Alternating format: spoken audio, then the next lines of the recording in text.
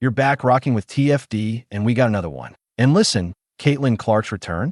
Yeah, it was rough, man. Real rough. For this one, we're talking it straight to ND. Let's get into it. Let's go. Now look, I gotta be real with you. I didn't expect this. I thought the Fever were gonna come out energized, ready to hoop. But what we got? Nah, man. Caitlin Clark's return was flat out ugly. And if you've been following the channel, you already know I warned y'all. I said it, this exact thing could happen if Caitlin was forced to play off the ball. And guess what? That's exactly what went down. And we know how Caitlin plays when she's not running the show. It's not her game. No rhythm, no feel, and definitely no momentum. Now, let's talk about Stephanie White for a second. Look, I like Coach Steph, but she's got to wear this one. She was completely outcoached by a rookie coach. And that's just facts. I expected better. I expected adjustments. I expected a game plan that maximized Caitlin's return. Yes, Golden State kept trapping her. But here's the thing. When you get blitz like that, somebody's always open. That's basic. But instead of exploiting it, the Fever fell apart. Offensively, it was a mess. Defensively, same deal. They looked lost every time the Valkyries turned up the pressure. It was just bad, man. And I gotta say it how it is. This was a disaster of a performance. The team didn't know how to handle the blitz. And Coach White didn't have an answer either. Well, this is definitely not the kind of showing Fever fans were hoping for. Plain and simple, it was a tough night at Gainbridge Fieldhouse. Indiana dropped this 180-61 to the Golden State Valkyries. Yeah, the expansion team making their franchise debut. And they came into Indy and made a statement. Now usually, a game like this, especially with the Fever's growing fan base, brings the hype. Years ago,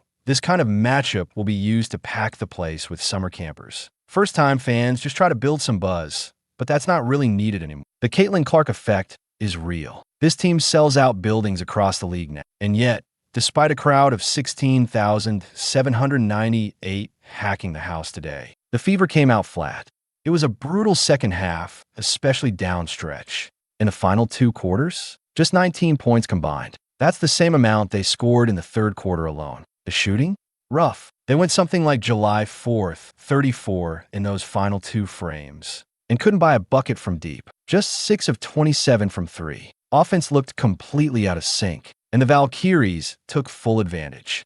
The shooting wasn't there. The focus? Nowhere to be found. This one was just straight up frustrating, especially considering some key pieces were finally back in the mix for the Indiana Fever. Damaris Donas returned after a stellar run with Brazil, making it all the way to the Emery Cup title game down in Santiago, Chile. She had one of the most complete performances in that entire tournament. And while the team didn't plan to play her today, the rebounding issues and struggles in the paint basically forced their hand. She got minutes in the second half. And of course, the big story was Caitlin Clark. Just like Donna's, this was her first game back since June 24th. She'd missed 5 straight games, including the Commissioner's Cup Championship.